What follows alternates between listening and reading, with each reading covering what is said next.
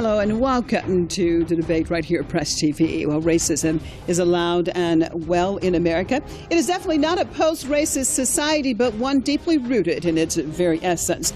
Racism is alive and well, and once the United States tried to portray itself as a post-racist society, but more and more that created image has been tarnished. Charlottesville, Virginia is the latest sign of a society divided and deeply rooted in racism. Stay with us right here at Press TV as we take a look at this subject in this debate. I'm Marzieh Hashimi. Stay tuned. White supremacists waving the Confederate flag have converged en masse in the city of Charlottesville in the U.S. state of Virginia. They're angered at the planned removal of a statue of General Robert Lee, who commanded pro-slavery forces during the U.S. Civil War. Rival protesters gathered in the same area chanting against racism.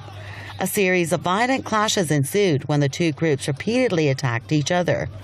The clashes between the white nationalists and anti-fascist groups erupted as crowds moved towards the park where the Lee statue is located. Dozens of people used wooden poles from their flags as weapons, while others threw trash and bottles at their rivals.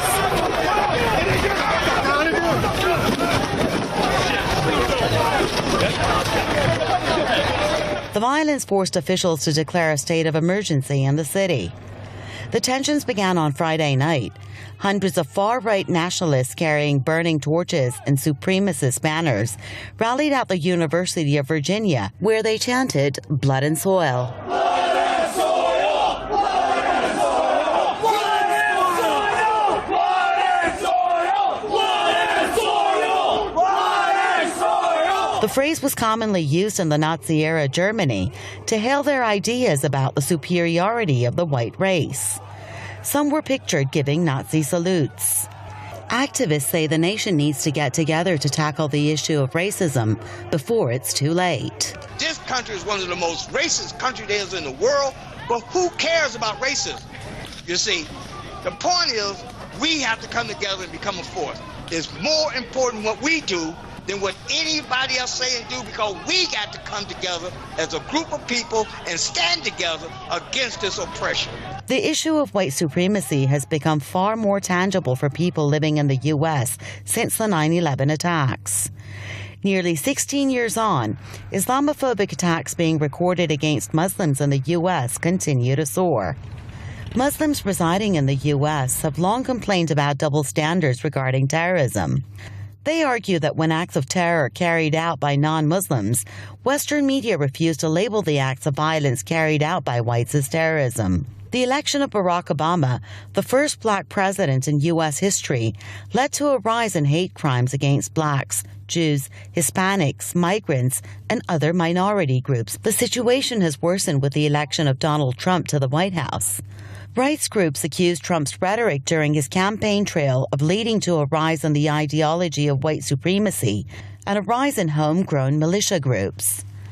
Monitors highlight that the president's harsh comments against migration and refugees, as well as his proposed wall along the Mexican border, has encouraged right-wing extremists to expand their acts of racism. I'd like to welcome my guest to the program, editor, Black Agenda Report, Mr. Ajamu Baraka out of Cali, Colombia, and U.S. Defense Defense Policy Advisor, Mr. Frederick Peterson out of Richmond. Thank you both for being with us. So let's start this off in Richmond. And Frederick Peterson, is the root of this protest rally, you think, actually Robert E. Lee, a general, of course, from the Confederate military, or is it really something greater than this behind it all? Well, it's actually far greater than that. And as far as Robert E. Lee goes, your introduction to this and the use of Robert E. Lee to emulate some pro-slave contingent is utterly factually wrong historically. And the root of the Civil War did not come from slavery at all. It was only turned into a war to free slaves after 1863, the Battle of Gettysburg, Robert E. Lee, in order to prove that point, Robert E. Lee freed his slaves, his wife's slaves, at the beginning of the war, so there would be no confusion about this. Well, I agree that it was a war. I agree with it was a war dealing with a lot of other things and not just slavery and actually economics, like always, behind it. But right now, definitely. But I want to look at this particular issue and the demonstration. You said it's much greater than that. Tell me what is it exactly? What we're seeing here is a shameless manipulation of public opinion to people very ill-informed about their own history and about even what is going on right now. In fact, because they get their opinion through a media which often takes a very political bias on this. What we're seeing is agitation propaganda in the streets. In fact, I have some late-breaking news for you.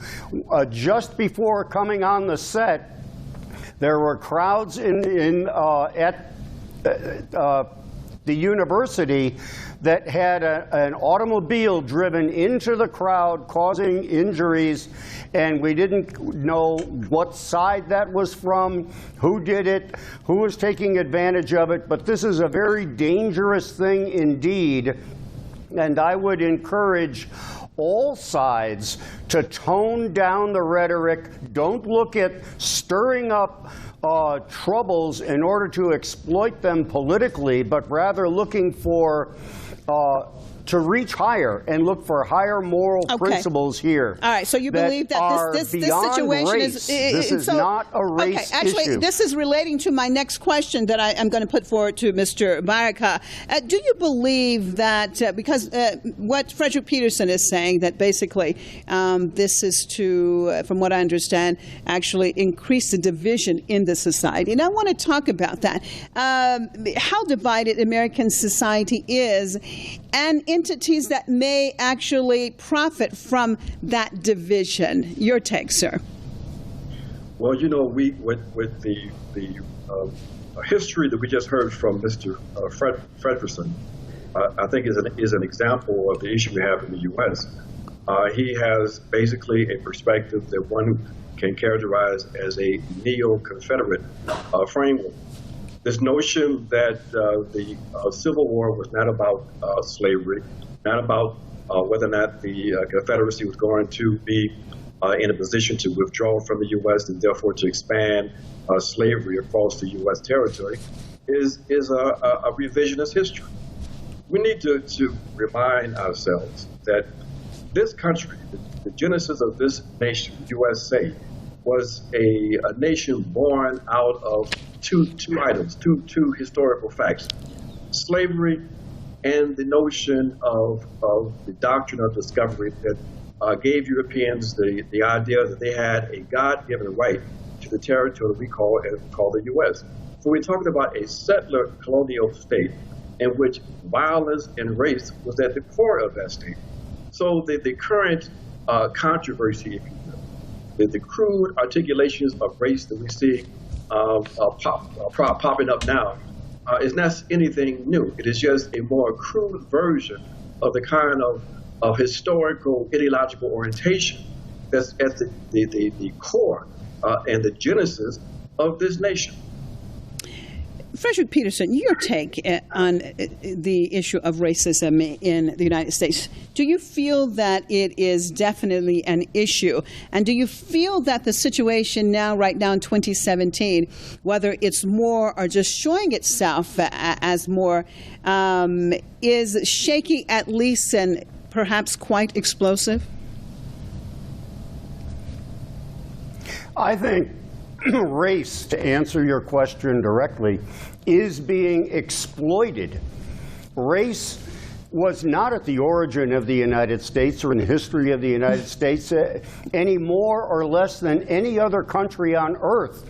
It was Arabs who sold, actually Africans who sold their own people In fact, you can go to parts of Africa Mr. today Peterson, and find that still Mr. going Peterson, on. Mr. Peterson, I'm going to have to stop you. Actually, I'm going to jump in here, and you say that race was not at the roots. I mean, I think I'm a Native American also, and African American, so the Native part of me actually shivers to think what you're saying. So you're basically saying that the Europeans that went over there, they considered the natives as equal. Is that correct? And that's why they totally indulged in basically genocidal activities. It was because of the Europeans' perspective of superiority that they were able to go there and to actually destroy the native community as if they were not even worthwhile living. So how can you say that race is not an issue and it was not at the root of the beginning of that country? You really cannot say that at all, because basically that was the core principle around. It Stay with me, Mr. Baraka. Go ahead, Mr. Peterson. Go ahead. There was okay. There was a religious imperative in the part of the early settlers in the United States.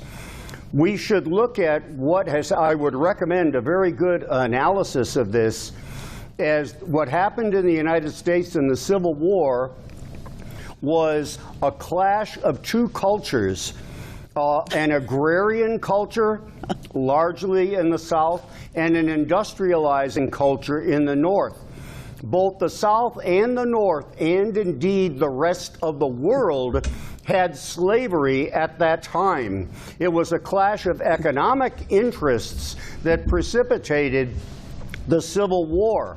But we have no other precedent in history of over 600,000 dead in order to free slaves, which is what happened at the end of the American Civil War. 600,000 dead to free the slaves, not to enslave. Well, I'm going to throw this back to Mr. Baraka and also Mr. Peterson. You did not answer the question that I asked, because I talked about the roots of the society that you said were not racist, and I talked about actually the devastation that was laid out, of course, by the Europeans against the native population. But Mr. Baraka, your take. I'm going to give it to you.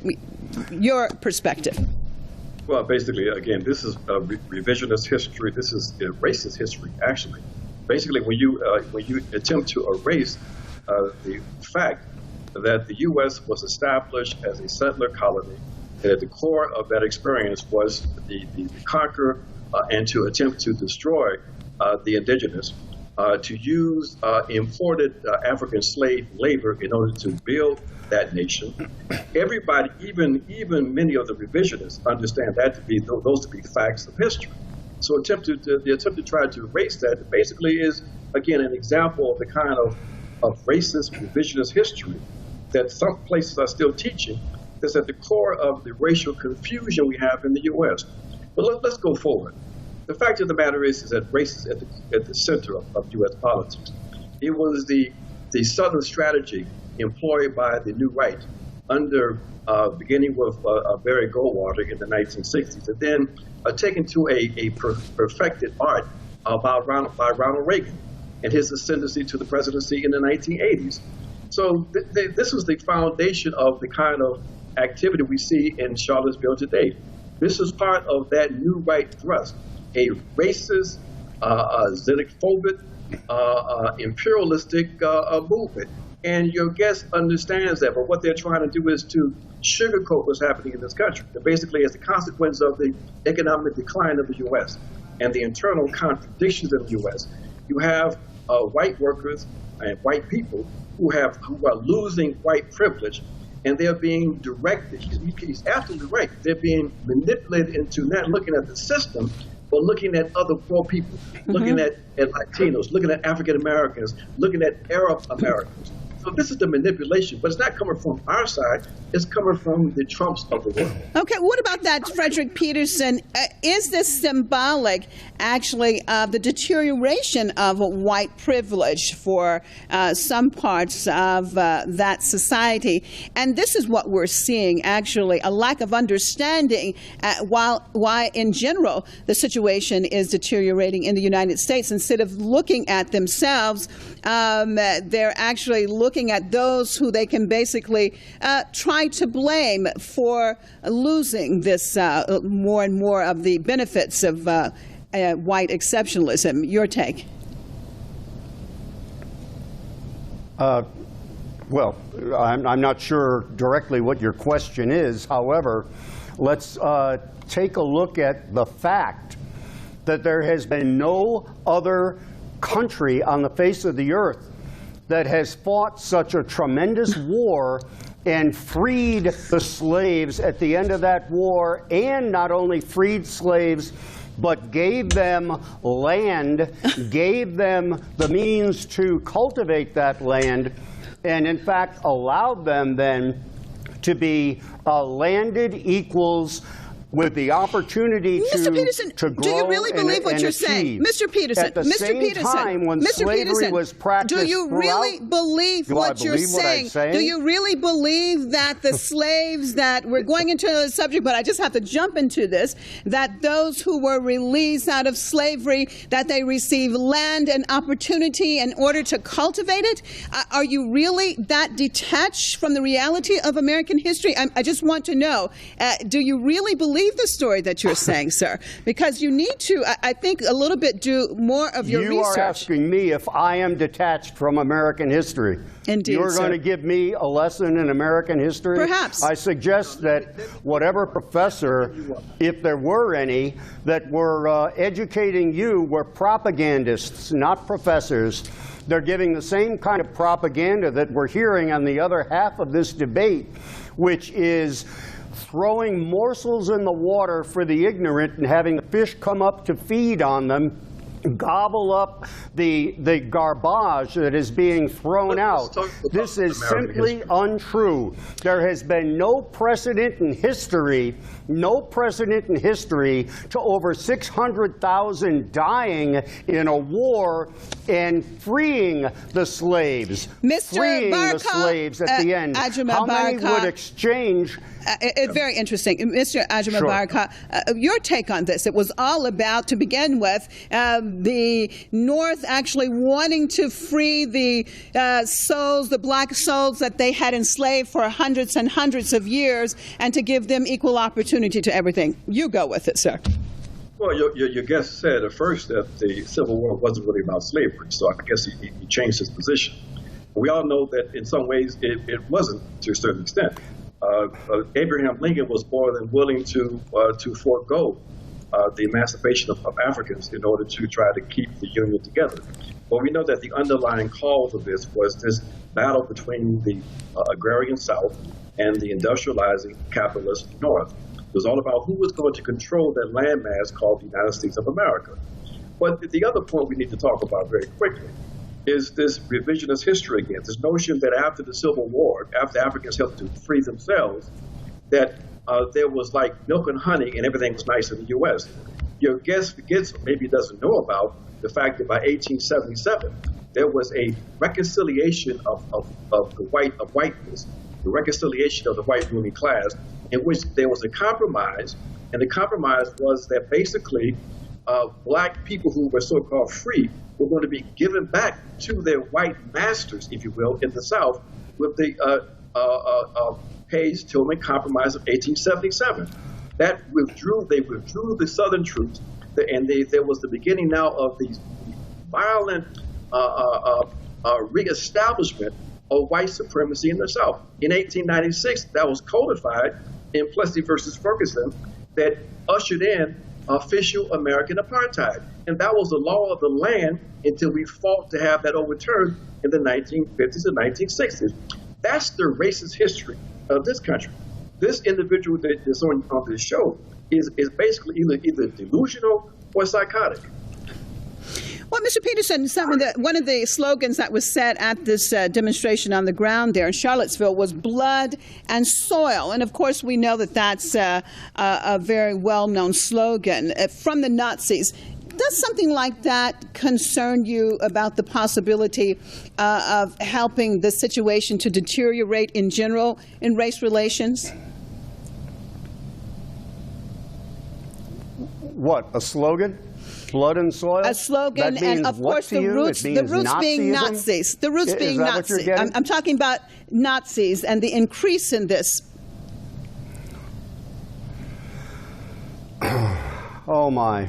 I mean, it's very difficult to conduct a conversation here. I did agree with your other guest in his intelligent comment, the one that I've heard so far, about the division of an agrarian and an industrialized society which characterized the North and the South. It was a clash of cultures indeed, and I would presume that your other guest is familiar that there were wage slaves kept in the North without the same conditions that they were kept in the South. No one is defending slavery, either wage slavery or actual physical condition of slavery. But over 600,000 dead Americans fought to free the slaves. And in terms of this continuing condition, there has been no other society or history on the face of the earth that has done as much to correct the wrongs of slavery as the United States has. So do you feel that today, going with your premise, sir, going with your premise, do you feel that Yes. African Americans in your society are on equal footing with their white counterparts now? Is there equal opportunity for Black Americans today? There absolutely is equal opportunity. There certainly is. Are you defining equality of condition with equality of opportunity?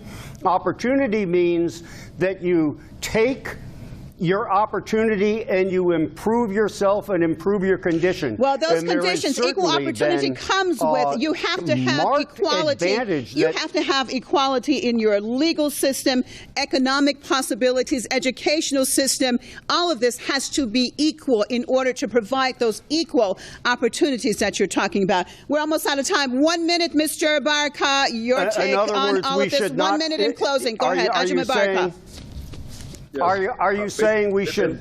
Are you saying we should not be given?